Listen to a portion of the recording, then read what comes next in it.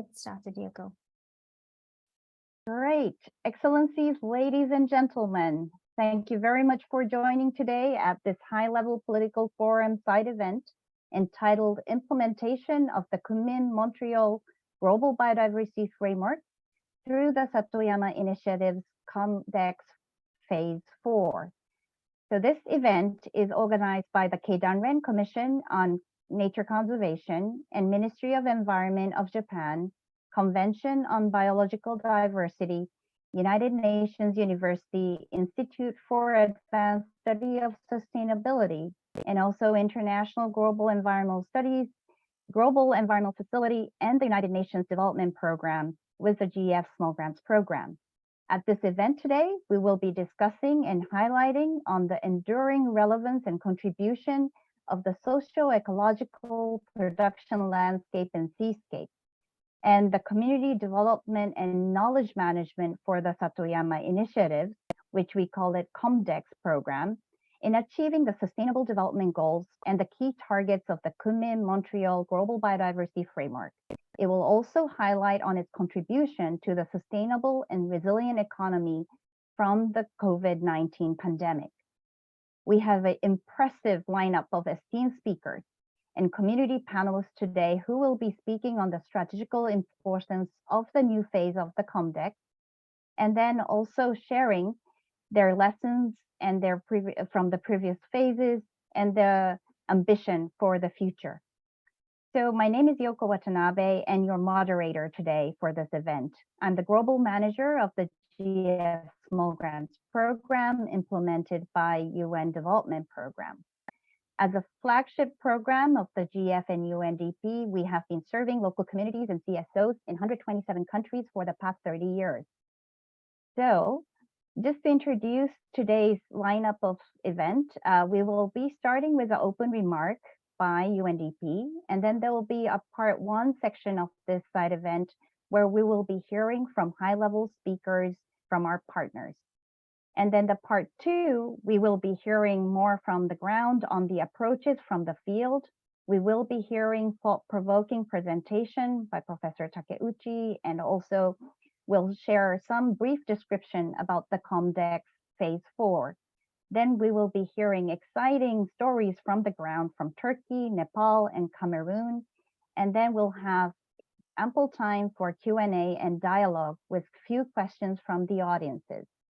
So hope we will have a very interactive and active dialogue with both participants and the speakers. And before starting, I will just inform you that we are recording this event, and there is a Q&A box, question and answer box available. So while we are speaking, please feel free to share your thoughts and your questions towards that. There is also a chat box, so you can use that as well. And we will be responding to your questions throughout the session as well as at the Q&A section. I hope that provides the needed homekeeping announcement. And off we go to the event itself. So thank you again. We would like to now share the floor with Mr. Hao-Liang Zhu, the Undersecretary General and Associate Administrator of UNDP, for the opening remarks. The floor is yours, Hao-Liang. Thank you very much, Yoko. Distinguished participants, colleagues, ladies and gentlemen. Allow me to begin on behalf of UNDP by expressing my sincere appreciation to the Japan Ministry of the Environment, to Keidanren Nature Conservation Committee, the Secretariat of the Convention on Biological Diversity, the Global Environmental Facility, the United Nations University Institute for the Advanced Study of Sustainability for partnering for this HLPF side event. The world faces a multidimensional planetary emergency of nature loss, climate change, poverty, and inequality. And essentially, we're facing a situation of human insecurity. And these are integrated crises that demand integrated solutions. Nature and its resources are humanity's most powerful asset to achieve a sustainable, thriving future. It is time we truly value nature and restore our relationship with nature. The Satoyama Initiative exemplifies societies living in harmony with nature. It is a global platform that promotes integrated resilience, enhancing landscape and seascape-based solutions that are socially inclusive and promote dignified livelihoods. The Satoyama Initiative contributes to locally led nature-based solutions in a synergistic way that integrates the objectives of the Rio Conventions at the landscape and the seascape level. The need to respect and incorporate the role of traditional knowledge of indigenous peoples and the local communities is also highlighted in the UN Decade for Ecosystem Restoration. Initiated in 2011 with funding from the Japan Biodiversity Fund of the CBB, the community development and knowledge management for the Satoyama Initiative, COMDEKS, now has over a decade of experience in how to structure and deliver integrated nature-based solutions for socio-ecological landscape resilience. Over the past decade, UNDP has had the privilege of delivering the COMDEKS program through the Small Grants Program of the GEF in close collaboration with the partners who are here today. The 20 socio-ecological production landscapes and seascapes supported through COMDEKS are a testament to the power of grassroots human actions for ecosystem restoration, supported by a network of nearly 400 civil society-led efforts. The UNDP sincerely appreciates the Japan Ministry of Environment and the Keidanren Nature Conservation Committee for their trust and commitment with the generous additional funding for the new phase of COMDEKS. The UNDP is committed to further expand and strengthen the work of COMDEKS, building on the highly successful experience of the Small Grants Program. Under the new public-private partnership, the COMDEKS 4 will support relevant community-based initiatives and upscale the work in about 20 developing countries during the period of 2023 to 2028. In addition to implementing community-based projects and capacity development activities at the local level, the program will also actively share best practices and lessons on landscape and seascape approaches at the global level. We will continue to deepen our support to locally led conservation approaches to ensure the success of ecosystem restoration and achievement of the Sustainable Development Goals. To close, the Kunming-Montreal Global Biodiversity Framework, an important global agreement at the recent CBD COP15, includes an ambitious target to increase the global coverage of protected and conserved areas to 30% by the year 2030. This objective will not be met without reimagining conservation as fundamentally socially inclusive, as has been promoted through the Satoyama Initiative. I look forward to continued collaboration with everyone. Thank you very much.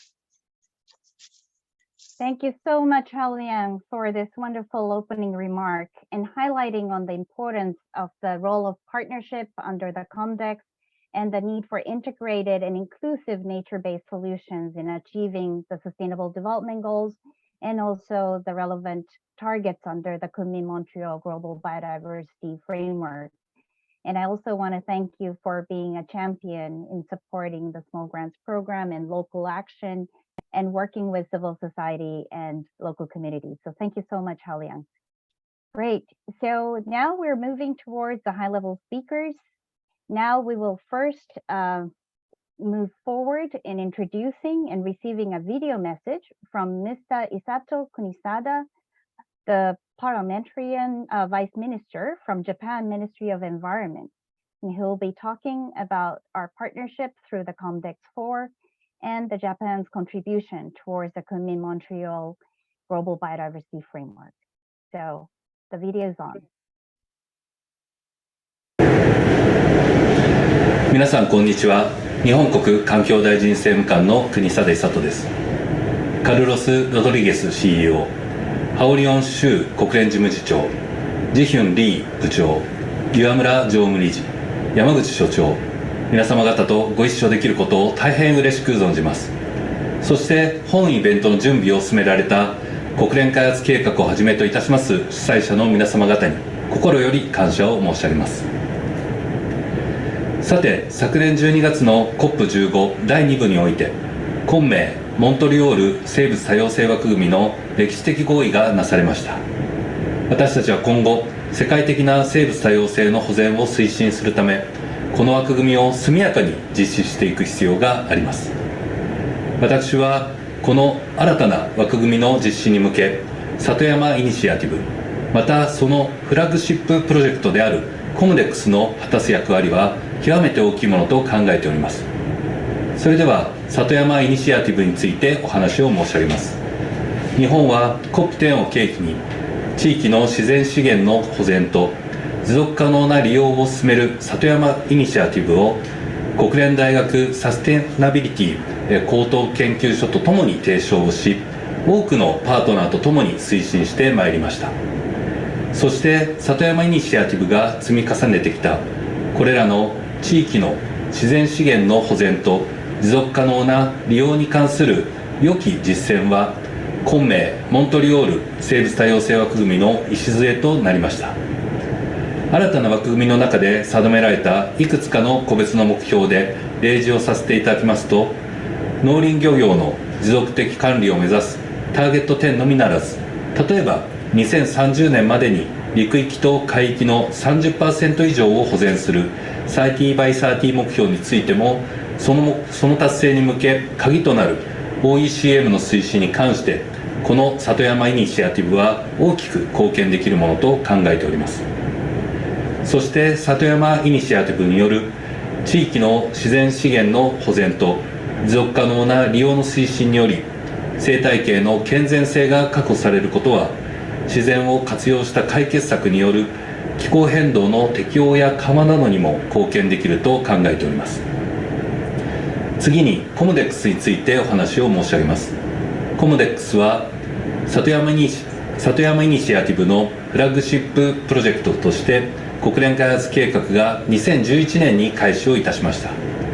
その後10年以上にわたり世界中の現場で数多くの事業を実施し、多くの優良事例を生み出すとともに各国への普及・啓発活動を進めてまいりました。生物多様性保全を進める上で地域での取り組みが重要なことは言うまでもありません。地域での取り組みを進める上でCOMDEKSでは地域の自立を重視しております。これまでの取り組みの中には資金源を獲得する試みを組み込むなど、資源動員の観点からも興味深い成果が上がっているものがあります。これらの成果を皆様にぜひ知っていただきたいと考えております。私たち日本国政府はこのCOMDEKSに対し、生物多様性日本基金を通じて継続した支援を行ってまいりました。そして今までの成果のもと、COP15 において生物多様性日本基金第2期のうち、新たに総額7億円規模でCOMDEKSフェーズ4を支援することを表明いたしました。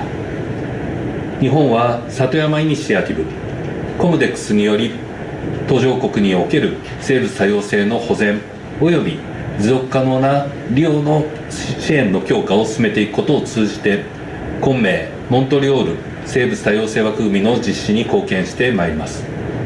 また新たな枠組みの実施において大きな役割を果たす GEF とも改めて協力関係を強化し、世界枠組みの実施に貢献していきたいと考えております。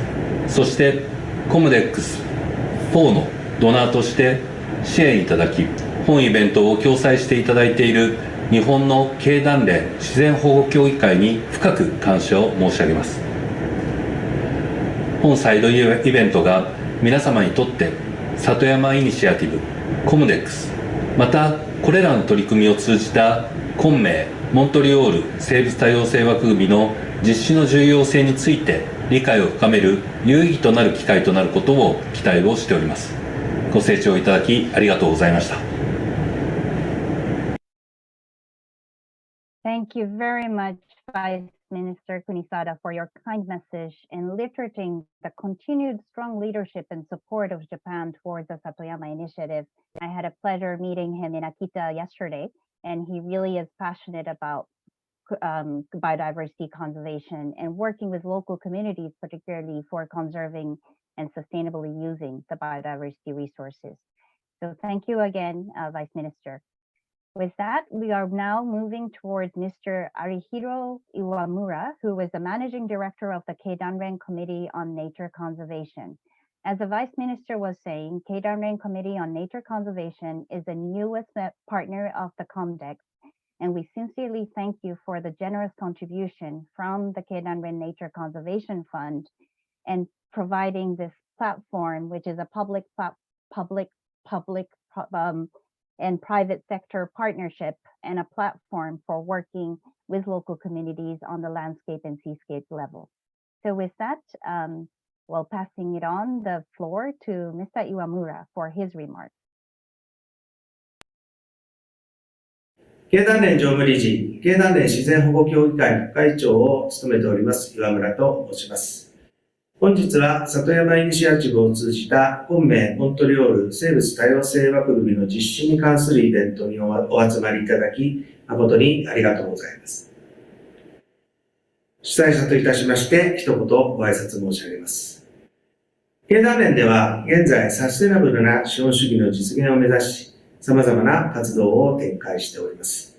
言うまでもありませんが、環境分野はその中核となります。気候変動、サーキュラーエコノミーと並びまして、特に注力すべき分野として、生物多様性を位置づけ、経団連自然保護協議会を中心に取り組んでいます。私ども経団連の地球環境に関する取り組みの歴史は長く、そして国連の活動と軌を一にするものです。今から30年以上前の1991年に地球環境に配慮した事業活動を目指し、経団連地球環境憲章を制定しました。そして翌1992年、リオの地球サミットが開催された年に、憲章の精神を実践する組織として、経団連自然保護協議会と経団連自然保護基金を設立しています。それ以来、経団連自然保護基金では、世界各国の自然保護プロジェクトに対し、総額約50億円、約1700件の支援をしてきました。経団連自然保護協議会では、昆明モントリオール生物多様性枠組みの採択を機に、活動の柱として、この枠組みの目標達成への貢献を掲げました。これに向け、本年6月の総会において、2030年ネイチャーポジティブに向けたアクションプランを策定しています。このアクションプランにおいて、経団連自然保護基金を通じた新たな国際枠組みへの貢献を盛り込むとともに、COMDEKS への着実な支援の実施を位置づけました。COMDEKS に対し、日本政府と連携して6年間で3億円の支援を行うことにより、UNDP の自然保護に関する専門的な知見やグローバルなネットワークを生かして、効果的な資金の活用がなされることを期待しております。COMDEKS の活動により、生物多様性の保全と、そこに暮らす人々の生活の向上が実現し、SDGs の目標達成に寄与することを記念いたしまして、私からの挨拶とさせていただきます。ご清聴ありがとうございました。Thank you very much, Mr. Iwamura, for his wonderful remark and the support that the Keidanren, the Business Association, Business Federation of Japan is providing to conserve biodiversity further and bringing in the private sector resources to leverage together the needed resources and the finance and the technology. And we really welcome the partnership. Thank you. So now I have a pleasure to introducing Ms. Ji-Hoon Lee, the Director of the Science, Society, and Sustainable Futures Division of the Secretariat of the Convention on Biological Diversity. CBD has been a key partner since over the decade now for the Satoyama Initiative. The floor is yours. Thank you, Yoko-san. Excellencies, distinguished speakers and participants, good day to you all, and thank you for joining this very important side event. I thank Japan Ministry of Environment, UNDP, Keidanren, and many other organizers and partners for organizing this very important side event and inviting CBD Secretariat to speak at this opening. We greatly appreciate this opportunity. Last year, at this same side event, I updated you on the progress in the development of post-2020, at the time it was called with post-2020, of the Global Biodiversity Framework. Today, it is my great joy to celebrate with you the adoption of the Kunming-Montreal Global Biodiversity Framework by the Conference of the Parties to the Convention on Biological Diversity at its 15th meeting, or COP15, last December in Montreal. I believe all of you have witnessed this historic moment and have been busy since the beginning of this year to mobilize collective efforts for implementation at different scales and in your own capacities. The Global Biodiversity Framework sets out 23 action-oriented targets for 2030 and 4 outcome-oriented goals to put nature on a path to recovery for the benefit of people and planet towards the 2050 vision of living in harmony with nature, which was set, as we all remember, in Nagoya in 2010. It also aligns with the 2030 Agenda for Sustainable Development and its Sustainable Development Goals, or SDGs, and therefore the achievement of 2030 Agenda for Sustainable Development and fulfillment of goals and targets of the Kunming-Montreal Global Biodiversity Framework are mutually dependent and reinforcing. For example, the targets of GBF for increasing ecosystem resilience are interlinked with several SDG targets for increasing social resilience. And of course, conservation and sustainable use of biodiversity itself is emphasized in SDGs, in particular through SDG 14 and 15, among others. Distinguished participants, the Community Development and Knowledge Management for the Satoyama Initiative Programme, or COMDEKS, has been active since COP10.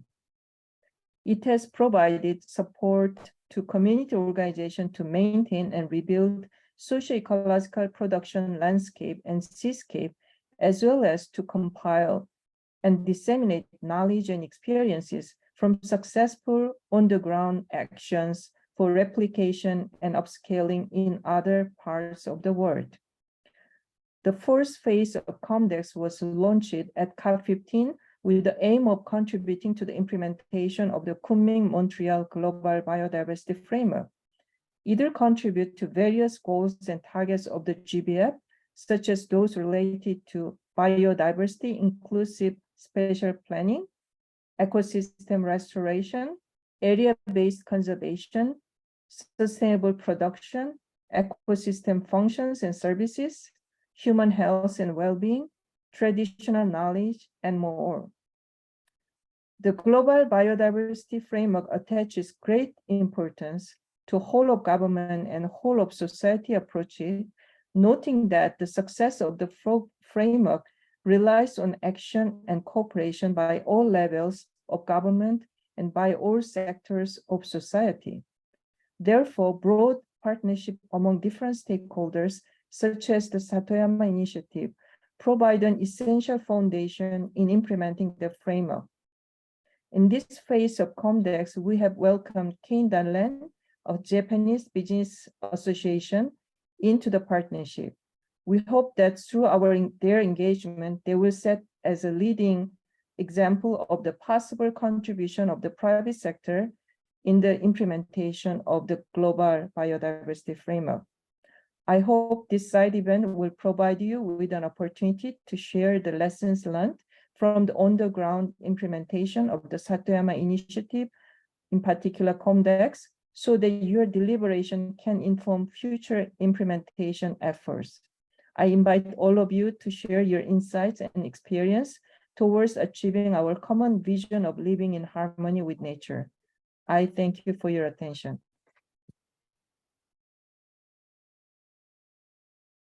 Thank you so much, Jifun, for that statement and really reminding us of that whole excitement of the adoption of the Kunming-Montreal Global Biodiversity Framework. And we're all very much looking forward to contributing through the Satoyama Initiative and the COMDEKS for the 30 by 30 targets and many other targets, including the indigenous peoples and local communities involvement. So thank you so much for your wonderful statement and being available during your busy time in New York. So thank you. With that, I have a pleasure to now introduce Professor Shinobu Yume Yamaguchi, the Director of the United Nations University Institute for the Advanced Studies, and she will be providing insight on the international partnership on Satoyama Initiative. I also want to congratulate you for the successful assembly that was held this week. The floor is yours, Professor Yamaguchi. Thank you very much, Chair, and thank you for this opportunity to talk about the first, our Satoyama Initiative at the United Nations University, and second, its value in achieving the multiple SDGs. The International Partnership for Satoyama Initiative, called IPSI, was established a decade ago through the Paris Declaration on Satoyama Initiatives. It is ready to promote and support socio-ecological production landscapes and cityscapes called CIPLES. This is to maintain their contribution to human well-being and three objectives of the Convention on Biological Diversity, which is conservation of biodiversity, sustainable use of its component, and fair and equitable sharing of its benefit. IPSI was launched at the CBD COP10 in 2010. Serving as a Secretariat of the International Partnership of Satoyama Initiatives since its inception, the United Nations University Institute for the Advanced Study of Sustainability closely support its highly committed partnership with 304 member organizations around the world, including national and subnational governments, NGOs, academic institutions, youth and indigenous organizations, and local communities. And socio-ecological production landscapes and cityscapes are deeply connected to local cultures, contributing to the biodiversity conservation and the sustainable development of the communities.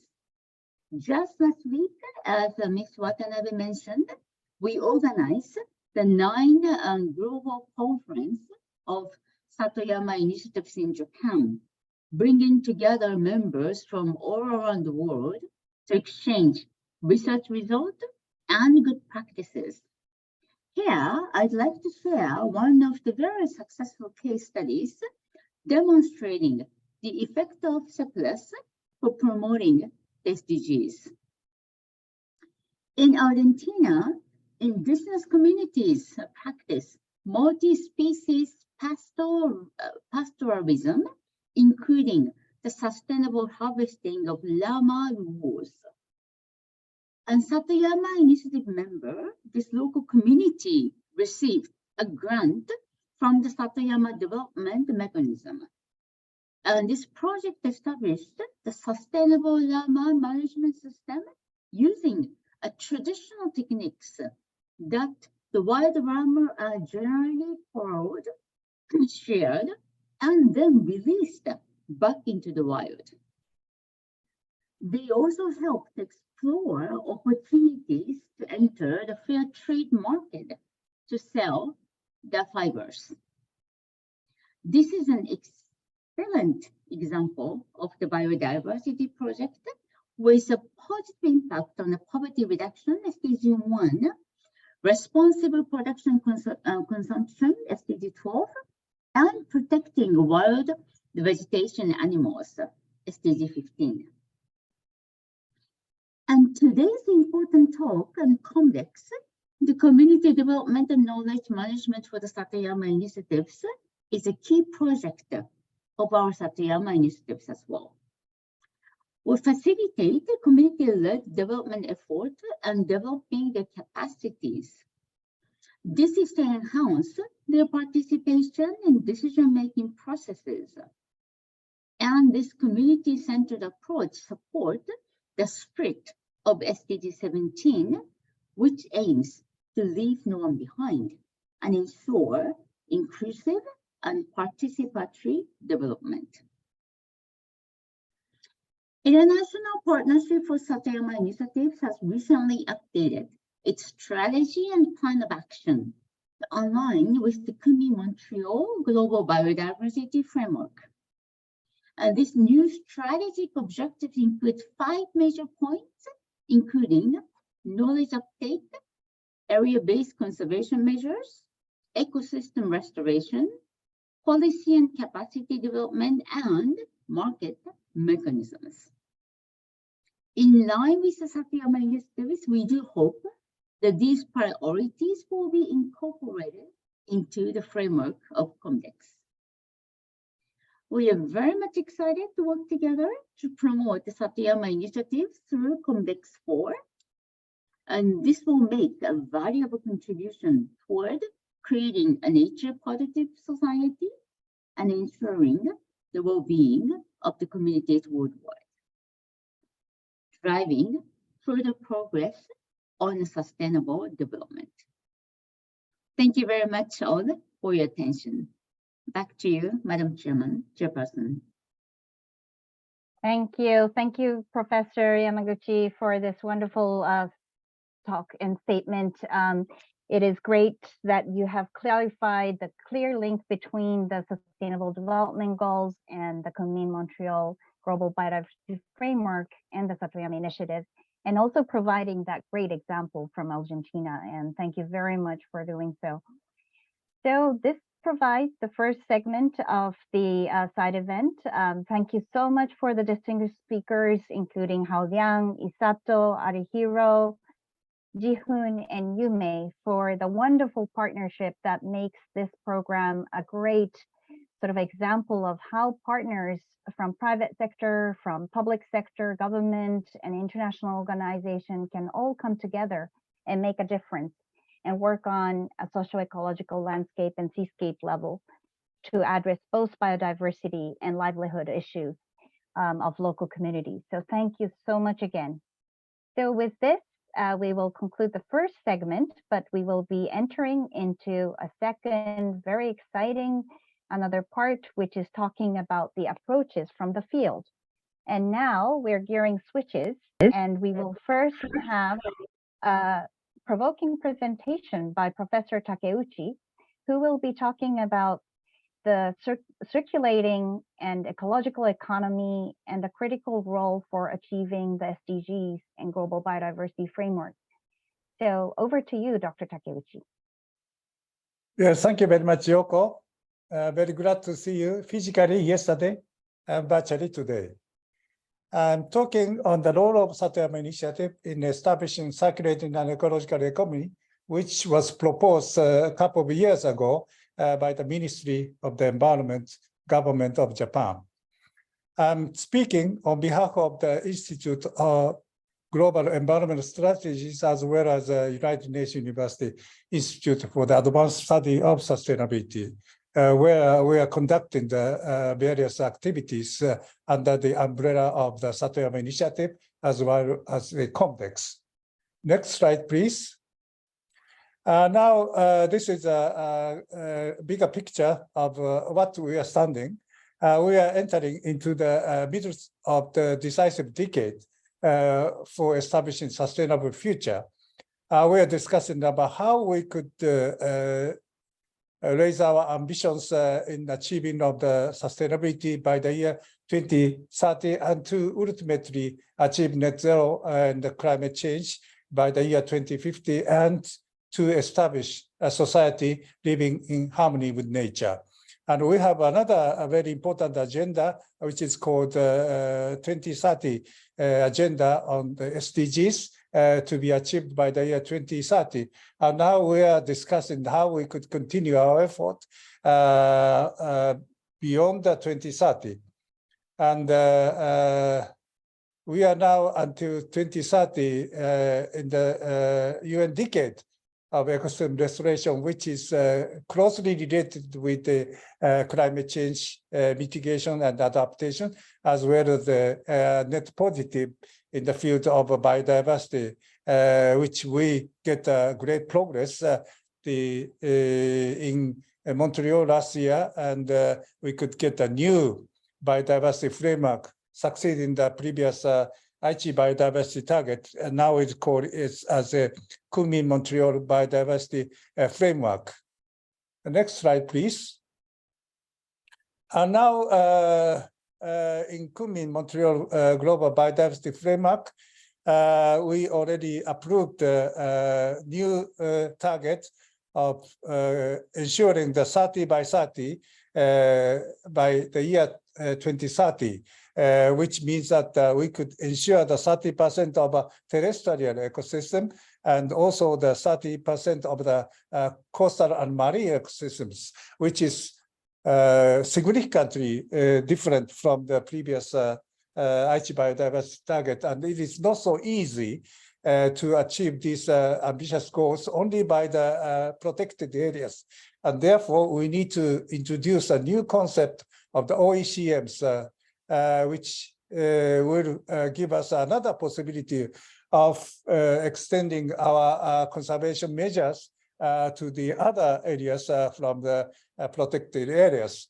And also, this new framework asks us to restore 30% of areas of degraded terrestrial inland water and marine and coastal ecosystem. So we need to make more effort in restoring of the degraded landscapes.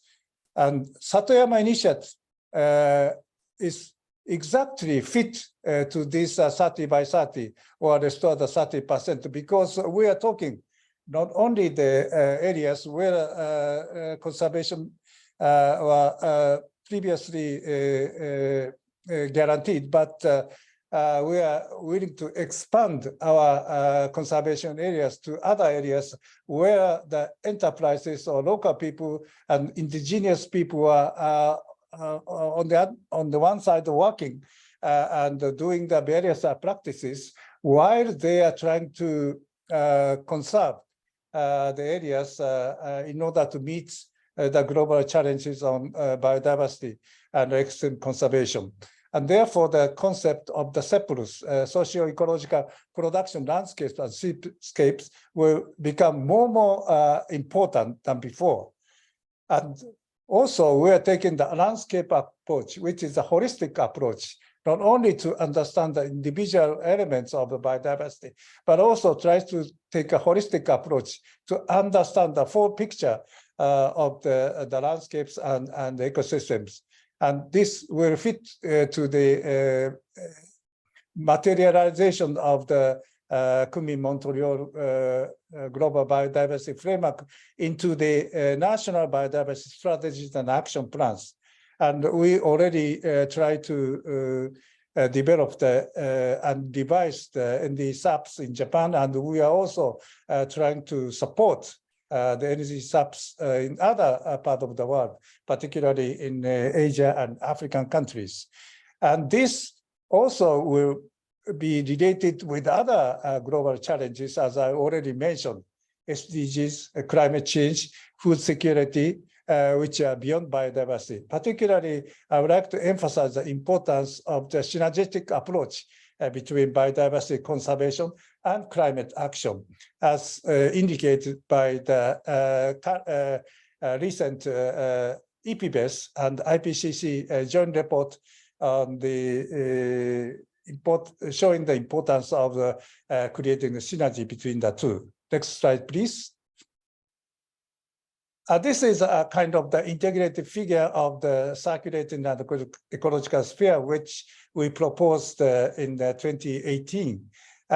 Based on the society in harmony with nature, with the safe and secure community, we try to create the strong link between the rural areas and urban areas by exchange of the resources of natural capital and produce capital, and facilitating the interaction of the human exchanges. And then based on the harmonious coexistence with nature, we are trying to create a resource circulation sphere by introducing of the reduce, reuse, and recycle, which is called, in short, the 3 Rs.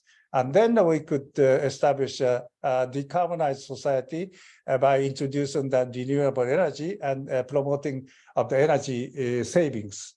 These are the major issues of the CES, but at the same time, we need to open our society to the other part of the world, and the information and technology need to be connected with the other part of the world. And all these issues are not only related with various UN-related conventions like UNFCCC or UNCBD, but also it's closely related with the various sustainable development goals as well as the target. And therefore, we are saying that it is very important to take an integrated action aiming to achieve the integrated solutions for or even for the localized issues. Next slide, please. This is one of the images of the localizing of the circulating and ecological sphere, try to combine the rural areas with the urban areas, exchange of the people, exchange of the resources, and supporting each others. So this sort of the decentralized structure will further promote the sustainable society, and also will contribute to the exchange of the people, and also try to revitalize the local areas and also the rural communities. And also we could also invite the various stakeholders to enjoy this type of the ecological and circulating sphere by promoting of ecotourism and many others. Next slide. And Satoyama Initiative will contribute to the establishment of a circulating and ecological economics, which could be applied not only to the developed country, but also to the developing countries. And this is will bring us potential synergies between climate action, SDGs, and biodiversity, as I already mentioned. And therefore, we are entering into the second phase of the Satoyama Initiative. And the first Satoyama Initiative phase, we emphasize the importance of contributing to the biodiversity. And it still remains very important, but at the same time, what I'm thinking is try to expand our scope to the other aspects, including climate actions and achievement of the SDGs. In the context of the developed countries, maybe the rural revitalization is very important, and the decreasing of the population and aging. So this will contribute to the revitalization of the rural areas. I'm showing here the example of the Sado Island, where local people try to promote the organic rice paddies activities, and this has been contributing to the recovery of the habitats for the local birds, which is called crested ibis, which was endangered, but now because of the people effort, now under the process of recovery. So this is a kind of the good example of the nature positive society. And in the context of developing countries, Satoyama Initiative will contribute to addressing the urgent challenges of the local communities, particularly the poverty alleviation, food security, and gender. In this picture, I'm showing the good examples of in the northern part of Ghana, where people are suffering from the drought and the floodings. And we are encouraging of the women by promoting their businesses by fully utilizing of the shea butter trees and making various products. For example, the shea butter soaps could improve the livelihood for the particularly the women in that areas. So these are the examples, but there are many examples, and today I'm very pleased that we could hear the case studies in various parts of the world. So I'm very much looking forward to further collaborating with all of you, and I hope that we could further develop our discussion and actions. Thank you very much. Thank you very much, Professor Takeuchi, for this really enlightening presentation. And I think you have brought in the importance of really the integrated solutions and integrated actions, the need for it, and really linking towards also climate change and also resource circulation as a very important element of moving forward when we're working on rural landscape and seascapes and working on a more sort of holistic way, and also the intergenerational sort of elements coming in with youth and elderly people is really very important as well, which was highlighted in the past few days during the Satoyama Initiative discussion as well. So thank you very much again, Professor Takeuchi, for this enlightening and insightful presentation. So we're still moving forward with great examples from the field. Before that, we will be sharing some brief introduction of what the COMDEKS Phase 4 may look like. I am inviting Ms. Risa Edo, the partnership specialist and the project manager of the COMDEKS. At the same time, I also want to remind the participants, we have over 100 participants. It was close to 120 earlier. The chat box is there and the Q&A box is there. So if there is any comments, questions, this is an opportunity that you start noting on those and sharing them so that when it comes to Q&A time, we can pick up on those and have a dialogue. So just wanted to remind you of the available resources here so that you will actively use. So with that, I want to forward the floor to Risa. Over to you. Thank you so much, Yoko, and thanks, colleagues, for joining this very important HLPF side event. So I also want to thank Professor Takeuchi for providing all of the technical background on the Satoyama Initiative, which makes my presentation very easy. So I'm just going to be doing a very brief overview of COMDEKS 4. And just to let me know if you're seeing the slides changing. I think I'm having some problems with it. Let me just reshare. Hold on one sec.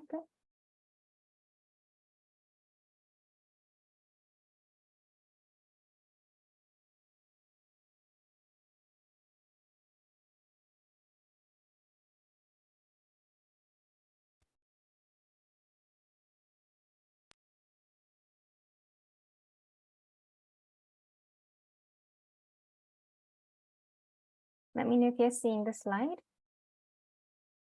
Risa, we are seeing. Yes, I think I'm sharing too many things on my screen right now. That's what's going on. So just as a quick background, the COMDEKS aims to realize the long-term goals of the Satoyama Initiative, which promotes societies living in harmony with nature. And as we heard before, it's since 2011, SGP and all of our partners have been successfully implementing 3 phases of COMDEKS, and we have supported over 300 community-based projects in over 25 countries to date. So we've recently launched the 4th phase of COMDEKS. It was successfully launched at COP15 in December 2022. And COMDEKS Phase 4 will seek to catalyze and drive integrated local solutions and provide concrete contributions to the implementation of the newly adopted Kunming-Montreal Global Biodiversity Framework. It's going to specifically focus on targets related to conservation, restoration, and sustainable use of biodiversity. Those are targets 2, 3, and 10. And as Professor Takeuchi also mentioned, the program will also contribute and support the implementation of national biodiversity strategies and action plans, NBSAPs, at the country level. So the overall goal of COMDEKS 4 is to further expand and ensure sustainable biodiversity management, governance, and sustainable livelihood activities with local communities in socio-ecological production landscapes and seascapes, also known as SAPLs. COMDEKS 4 will also support key elements of the GBF, including spatial planning and restoration, protected area management, and OECMs. There are two main components to COMDEKS Phase 4. The first is focused on grant making in sustainable landscape and seascape management, which will be led by civil society organizations, local communities, indigenous peoples. And this will also be supported by GEF and other co-financing partnerships at the local level as well.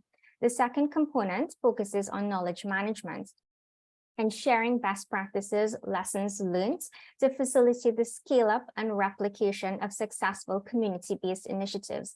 There will also be a key focus on capacity building so that local communities can actively engage in contributing to NBSAPs and national adaptation and biodiversity frameworks and strategies. So overall, we have received significant support and co-financing and funding from various partners. The main partners of this new Phase 4 are the Japan Ministry of Environment. They have contributed 700 million yen. KNFC have also contributed 300 million yen. And in total, the entire value of this new phase is going to be over 2 billion yen. The project duration is from March 2023 to March 2028, so about 5 years of implementation, and it's going to be implemented through the GEF Small Grants Program and UNDP. So far, we have 15 participating countries, and we've just about started the implementation, and we're going to kickstart a series of webinars and training calls with these countries over the next month so that our national coordinators and civil society organizations have the technical knowledge and capacity needed to hit the ground running with this new Phase 4. So thank you so much. This is just a short overview of COMDEKS Phase 4, but I really am looking forward to implementing this new phase with all of our SGP country teams. It's very critical for us to take this forward and show that communities are really key in terms of implementing the global biodiversity framework on the ground. Thank you. Well, thank you so much, Risa, for this very helpful introduction and description about the COMDEKS Phase 4. I know that the countries are already gearing up and excited about the implementation. And to do that, learning from the experience of others are really, really important. And so I'm really excited that we have 3 community speakers today.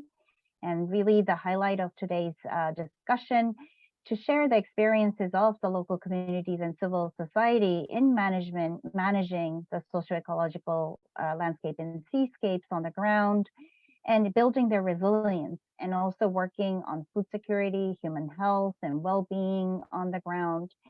So we will kickstart. The first speaker is Mr. Jem Krach. He is the SAD. Sorry, we have the COMDEKS video. Oops, sorry. Yes. We had the COMDEKS video before getting into the discussion. So over to you, Risa, for showing the short video from COMDEKS. Thank you.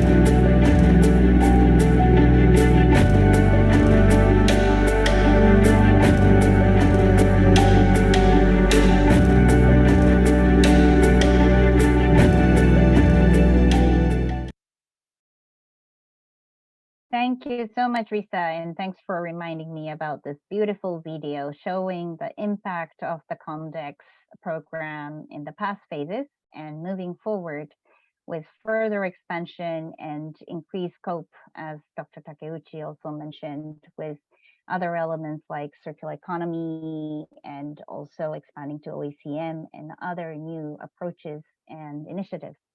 So thank you so much again, Rita. And so now we are moving now to the speakers from the ground. So Mr. Cem Karac, again, from the SAD Underwater Research Society of Turkey. And he will be presenting on the implementation of the Sepal line of Antalya. So thank you so much, Cem, for joining us. Over to you. Thank you. Thank you very much inviting us for presenting our COMDEKS project that happened last year. Actually, the exact name of the project is Fethiye and Babadağ Coastal Zoning and Seascape Design. It's implemented by Turkish NGO Underwater Research Society and supported by GEF Small Grants Program Turkey. Next slide, please. The location of my country can be seen on the world map. It's in the Eastern Mediterranean, but also we have border to Black Sea in the north and the Aegean Sea in the west. So the project area is southwest Turkish coasts within the greater Muğla province, and the town is Fethiye town, and the exact zone is Fethiye and Babadağ mountains, coastal and marine areas. We have predetermined the coastal length is 126 kilometer coastline, as you see in the map. The Fethiye region is in the, as you see in the map, in the north part, and the Babadağ is in the southern part. So our border starts from Katrancı Bay from north and Kabak Bay in the south. This is just a general overview where we have carried out the project. The next one, please. Actually, the integrated coastal zone management is part of SELP. It's important issue, and it's a problematic issue, regardless of the coastal marine areas are protected or not. Apart from establishing protected areas, some other simpler solutions may bring better protection practices. This is our belief, Underwater Resource Society. We believe that OECMs and the SELP approach could be very useful if you make a detailed study and elaborations in your project area. In our project area, the basic anthropogenic activities such as arrangement of navigational routes, protection of key habitats against over and illegal human activities, fisheries management, and planning socio-economic tourism activities in marine and coastal areas. And last but not the least, the coastal development and the construction projects. All these can be proposed or designed without requirement of a protected status. So OECMs now here comes into the agenda. Next slide, please. The selected protected area, the project area, is actually the Fethiye and Babadağ coastal zones. It has wild and untouched coastal areas in huge lengths. So we have to make a pre-design for the selection of a certain pilot area. So 126 kilometers of coastline has been selected to study. On the other hand, in this project area, we have several socio-economic stakeholders, and they create great pressure on certain coastal zones, on the coastal and marine habitats, and rich biological diversity. Giving examples, we have in the project area, nesting sea turtles, caretta, also endangered species. We have breeding Mediterranean monk seals, Monachus monachus, which is the rarest pinniped species in the world, less than 1,000. Its population is 800 or 900, and in Turkey, 120 individual lives, and maybe around 10 of Monachus monachus live in the project area. We have seabirds, Laridae and Sternidae. We have groupers in the sea, in the marine ecosystems, and the Posidonia oceanica seagrass. And also we have coastal dunes, coastal wetlands, rocky cliffs with maquis and shrubs, and coastal pine forests. Next one, please. Therefore, the project area has been selected as a good candidate to overcome the problematic protection issues through mapping exercise via coastal zoning and landscape and seascape, and let relevant governmental departments to take needed measures to prevent habitat deterioration and human activities that are beyond the carrying capacities. In other words, conflict zones and crash zones are to be highlighted within Fethiye and Babada coastal zones, which is the COMDEKS project area. Additionally, DG, Natural Protection National Parks, is the main partner of Underwater Resource Society that signed the protocol, which is approved by the minister, on the Mediterranean monk seal species action plan within Muğla provincial coasts in the past 2 years before. So a pilot coastal zone zoning task is a specific task, has been foreseen under this protocol, which was performed in Fethiye and Babada coastal and marine zones. So with this project, we also fulfill one of the sub-article of the protocol for the conservation of critically endangered Mediterranean monk seal. The next one, please. These are the just infrared in-cave camera trap views.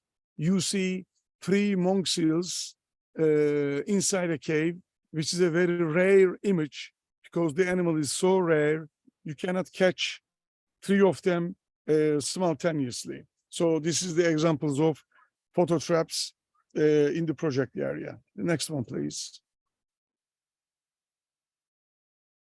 Our approach and activities can be listed like that. Actually, our approach is to find practical solutions to overcome imminent nature protection challenges, including irreversible habitat destruction matter, and propose key coastal zone planning components to the decision makers.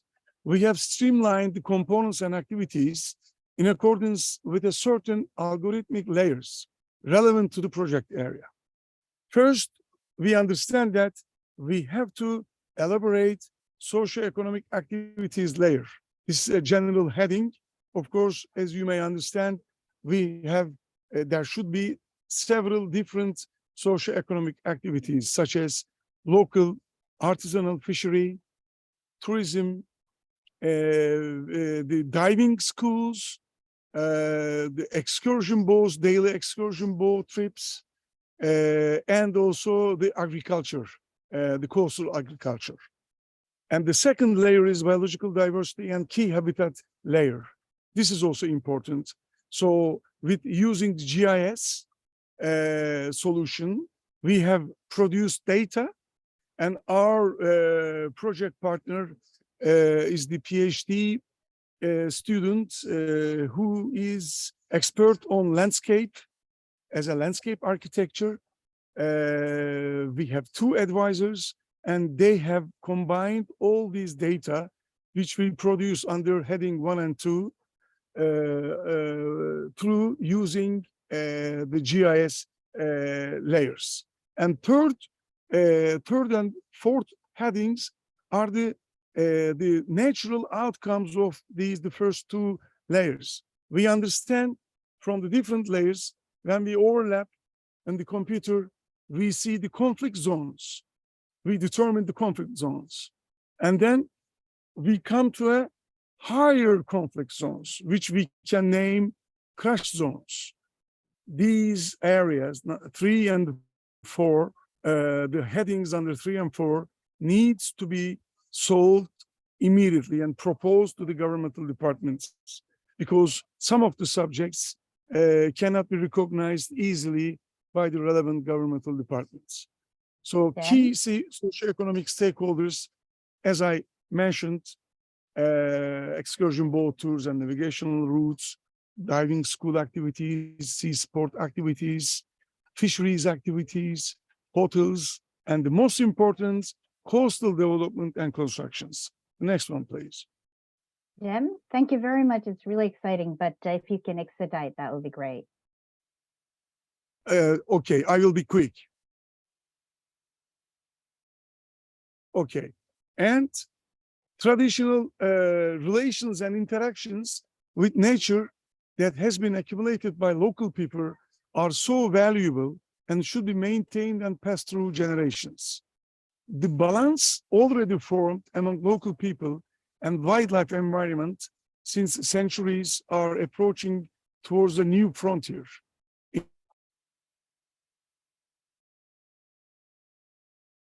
And sea uses exert great pressure very negatively on the biodiversity and endangered habitats and species. Therefore, there is a great need to stop or mitigate this trend from now, avoiding the irreversible deteriorations. So SELP's approach just fits our approach and strategy. Next slide, please. As you see, these are just examples. This is southern Bavada coast, example of untouched and wildlife coastal habitats. Next one, please. I will be quick. Next slide, please.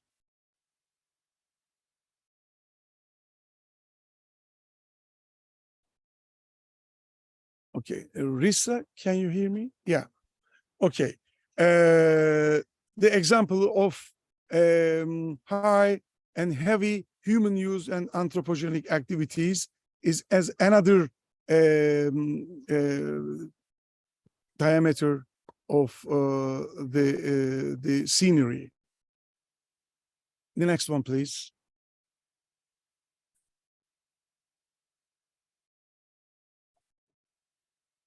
Next slide, please. Okay, Faralya Coast, south of Bavada, are under heavy pressure of coastal development is another dimension. Next slide, please. Yeah, we have contacted with Fethiye sub-governor, which is the highest governmental bureaucrat. And also we have explained the problems and the critical zones that should be protected against heavy human activities. And also we have visited Fethiye Municipality Environmental Directorate. These are just a part of activities. Next one, please. And the most important stakeholder is DG Natural Parks, which South Underwater Resource Society has a protocol. And in this project, we have carried out the Fethiye Bavada coastal zoning as part of this protocol. So we have explained this in April this year to the DG DKMP, Natural Parks Directorate General, and also MULA governorship directors, and very openly and very systematically explained the picture in Fethiye Bavada area with using the GIS outputs. Next one, please. Jim, if we can Yes. wrap up, we have 2 more Yeah, speakers. okay. Okay, Thank I you. will wrap up. So you can, every 5-10 seconds, you can go on with the slides, please. This is habitat classification and the land use layers And the Mediterranean and Monk-Seal coastal habitat segments, fishery zones and water sport activities, these are different layers. Tourism and land sea use, seaborne navigational routes, fauna distribution and human activity core zones, and conflict zones, and crash zones. This slide is very important because based on this one, we have detailed all the problems to the relevant governmental departments, and they adopted, they understand that the measures and the steps that should be taken immediately, and they adopted all these, and they will put them into force in the near future. Next slide, please. Key results, the last one, the socioeconomic activities and the human pressures and key habitats were mapped in detail. High conflict zones and crash zones were figured out and mapped and reported to the relevant government departments and decision-making bodies. DG, DKMP, and the SARAFAC they adopted the outcomes and proposals from the project after final report presentation. And also the most important one is MULA governorship has adopted and declared their intention to utilize the key results. And the last one, all the SELPS approach was promoted to stakeholders, official decision makers, and public. And the last one, like as an example, the Monk-Seal habitats are rocky coasts and the caves, and one of the solution was promoted. The penetration into Monk-Seal caves was an increasing threat, and SAD is effectively putting the solutions into effect, as you see in this brochure. And the now diving schools and the local boat owners and the excursion boat owners, they do not penetrate into Monk-Seal caves to promote and to protect them. Thank you.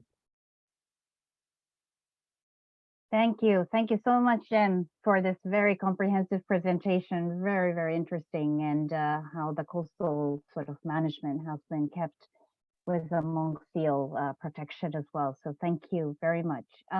With that, we'll move forward to Nepal. And Nepal, we have Sagar here, who is Sagar Shrestha for the Manahari Development Institute of Nepal, and he'll be talking about the Carp Small Indigenous Fishery Project. I know each projects are really interesting, but since our time is pressing, if you can adhere to the 4 or 5 minutes presentation, that would be really appreciated. So thank you. Good evening. First of all, I would like to thank everyone on behalf of myself and our organization for giving me to provide opportunity to participate in such a big forum. I try to present the short presentation just for reference. Project brief: funding $28,000, co-funding $60,600. Funding agency GEF UNDP Small Grant Program Nepal. Project period 2012 to 2014. Implemented by MDI Nepal partner Surya Agriculture Cooperative Limited, Masine Hadikhola. Target beneficiaries: indigenous fish community, including Chepang,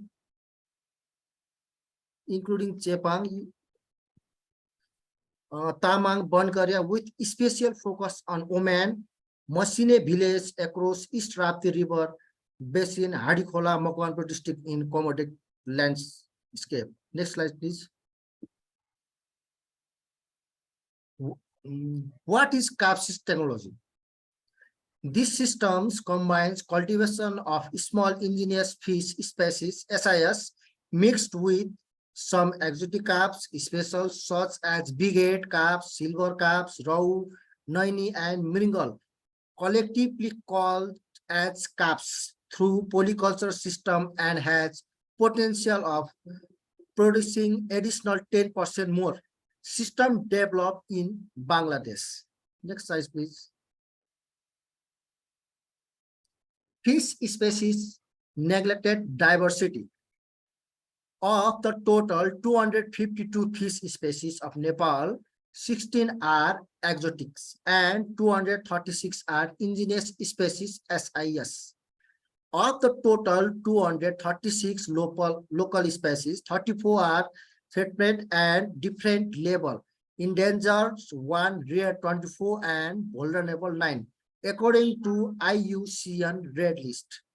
Among other, reason uncontrolled and unconventional fishing, use of pesticides, dynamiting, and electric shocks in the open water body is the major threats causing decline of the native fish species. Particularly, river system is Nepal are dying. Next slide, please. Geographical features of the target area. Inhabited by mostly tribal communities, Tamang and Chepang, 74%. Look at the picture, located with the Frangal Churia Hills within buffer zone of Chiton National Park, southern part of COMDEKS landscape. Subsistence farming and fishing as major occupations. The area is surrounded by various small streams that drains in the East Rapti River. Next slide, please. Project results. A total of 36 fish species identified, preserved, and maintained at office laboratories. Look at the picture. Next slide, please. Project results. Project supported to construct 130 ponds at the bank of the Mosine stream, benefiting 113 households. Later expanded to 133 households with 250 ponds covering 30 households. On the 133 households, 88 were indigenous people, IPS, including 4 Bankaria, one of the endangered IPS. Next slide, please. Project result. Improved fish stock in natural water bodies. 80% reduced in fish harvesting in the Mosine River. Fishing by electrocution, bombing, and poisoning stopped. Commonly, fish stock both in pond and nearby streams are Sidra, Phageta, Bula, Boti, Pate, Godela. Next slide. Project results. Improve family nutrition. Fish as Mara, fish such as Mara, Dhedua, and Poti are considered as highly valuable sources of micro and micronutrients. Vitamins and minerals are found to be more in small fish than in large fish such as carps. Improved women participation in fisheries activities. Project results. Increased sales. At present, annual sales 90 metric ton worth of rupees $190,000. The sales not affecting during COVID lockdown, in fact, helping local communities to bounce back quickly. Currently managed by Churia Agriculture Cooperative, led by Mr. Sanukansa Titung. Sanukansa Titung also here. Next slide. Replication extended 50 ponds in other part of Mokwanpur, including northern COMDEKS landslide, extended in WFP assets project in 3 other districts, Doile, Kabre Palanchok, and Sindhupalchok, under food cash assistance fisheries schemes. The project won adaptations to scale award 2016 with cash prize of USD 10,000. Appreciation received by Mr. Sanukansa Titung, chairperson. Sanukansa Titung is here. Next slide, please. Thank you. Thank you very much. Thank you so much, Sagar, and thank you so much for presenting this really interesting indigenous fish species project, which brought in income, conservation, and also food security, nutrition issue, which is so holistic and interesting. Thank you very much for that. So with Thank this, we will move towards Cameroon now. Our own national coordinator, Aime Kanga Foggy, is here. He will be briefly explaining about the project on behalf of the grantees. Aime, over to you, but please be aware that we're pressing on time, so if you can just be very brief, that would be appreciated. Thank you, Yoko, to give me the floor. Yes, I will present on behalf of our grantee. Are you getting me? The sequence of my presentation is you have the background of COMDEKS project in Cameroon. You have the approach and activity aligned with COMDEKS and Satoyama Initiative. You have key result, achievement, impact, and at the end, you have some key lesson and best practice. Next slide, please. For the backgrounds, I think it's good to remind that the implementation of Satoyama Initiative in Cameroon is supported by a strategic document who define, first of all, the background of the implementation of that initiative in Cameroon. For this project implemented by our grantee, it was implemented in 2 localities in the far north Cameroon, the village called Chabarol and Didel. Next slide, please. The project, the main objective of this project was to improve ecosystem management and protection and biodiversity conservation.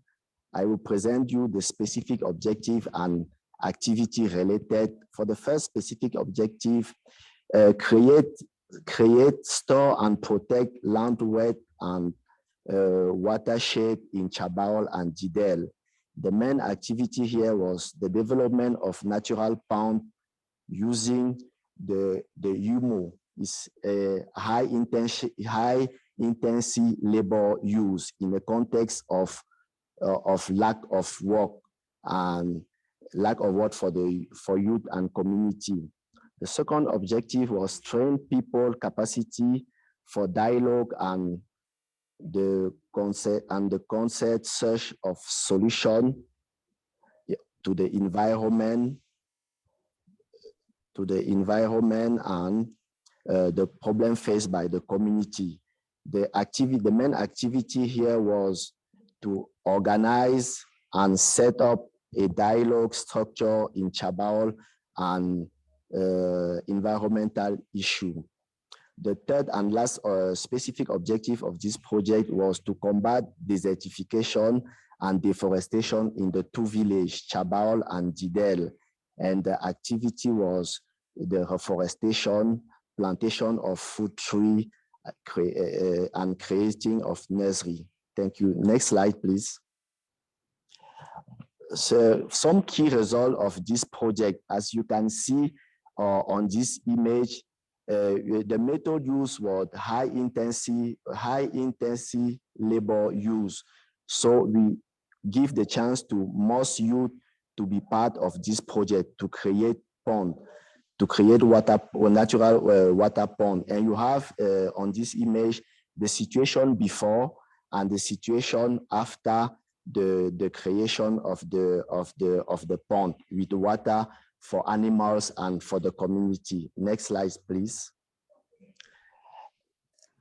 In this other slide, you have the dialogue, the structure of the dialogue developed by our grantee on the field, on the chief of the village. In that area, in that Muslim area, the chief is called Lawan. As you can see, Lawan here with the blue cap. So this is the structure of dialogue developed in this area around the Lawan. And this dialogue structure is still functioning until now. Next slide, please. To combat desertification in the two villages, the grantee produced tree and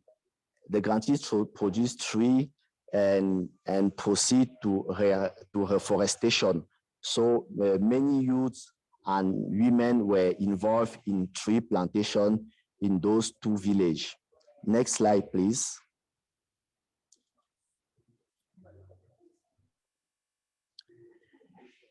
Impact of the project, as you can see on this slide, animals, especially cattle, come back, have a water point now for drinking water. You can also see family activity, human activity will come in the village. People can wash clothes, can practice their domestic work. This water point was also used by other companies who come and collect this water to go and distribute water to another locality where they're still facing difficulty to access to drinking water. Also, the structure of dialogue developed the possibility to well manage firewood. That is why you see on the last picture how people are now harvest firewood and sell for kitchen use.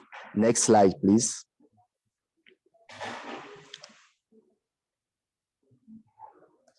Some lesson learned and key practice and best practice on this project.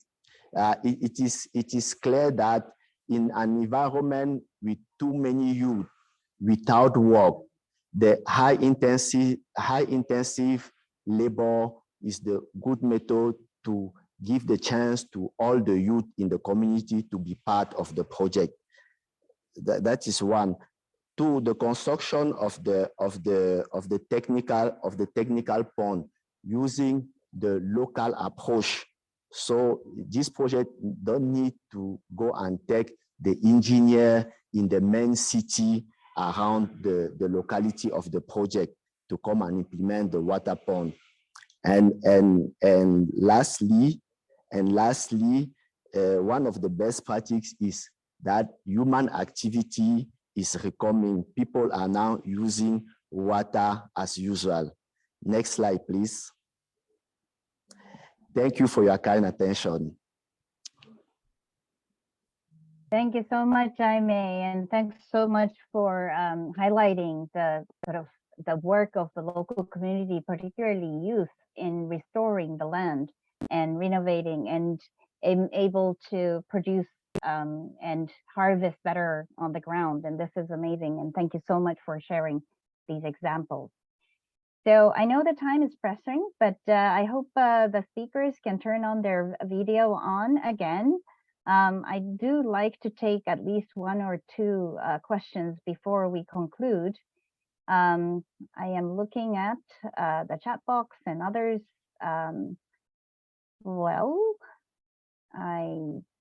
If there is any questions from others, maybe while we were waiting, there was one question about the Keidanren Nature Conservation Fund. Hasegawa-san, maybe do you want to share what the fund does and what is your sort of interest in partnering with us as a new partner? So over to you. Okay, thank you, Yoko-san, and thank you very much for the question from the floor. I'm Masa Hasegawa, Secretary General of Keidanren Committee on Nature Conservation. Keidanren, Japan Business Federation, is one of the largest business organizations in Japan, and it has more than 1,500 corporate members. As Mr. Iwamura mentioned earlier in this event, Keidanren established the Keidanren Committee on Nature Conservation and the Keidanren Nature Conservation Fund in 1992. In addition to the financial contribution to the COMDEKS, our fund adopted new grant policy following the adoption of Kunming-Montreal Biodiversity Framework. In this new policy, we announced that we will support NGOs projects focusing on the achievement of new framework targets. This is the first way of our contribution to the global biodiversity conservation. The second way to contribute to the global biodiversity conservation is this.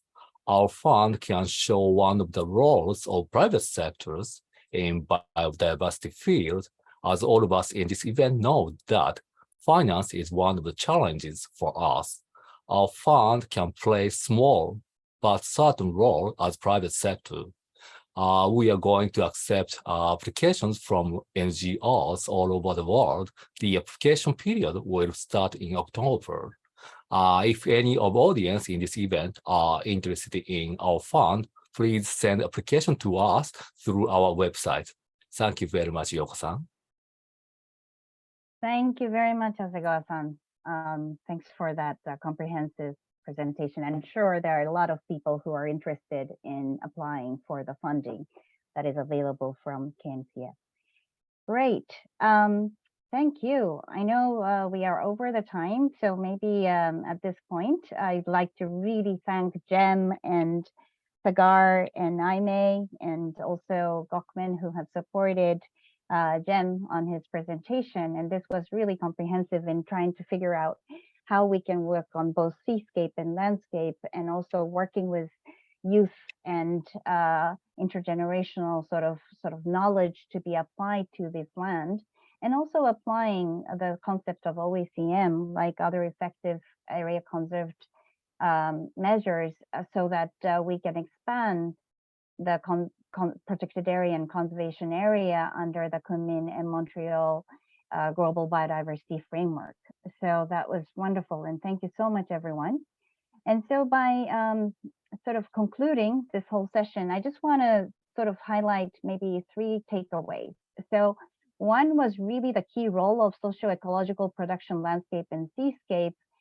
And in other words, how healthy ecosystem and landscape and seascape are fundamental in achieving the Sustainable Development Goals, as well as Kunming-Montreal Global Biodiversity Framework, and provide that framework for resilience economy and recovery from COVID-19. As you can recall, at former side events, Carlos Manuel Rodriguez, from the CEO of the GF, actually said that Satoyama Initiative and COMDEKS initiative is an effective vaccine towards the pandemics and fixing this distorted relationship between nature and human. And we really need to work together on healthy economy and healthy ecosystem for livelihood and also environmental improvement. And another part that I wanted to highlight from as a takeaway is the importance of inclusive and integrated approaches. I think it was really clear that it's not only biodiversity issues, but we need to address the issues from climate lens, land degradation lens, and also restoration in view, and have an integrated approach with local communities in addressing these issues.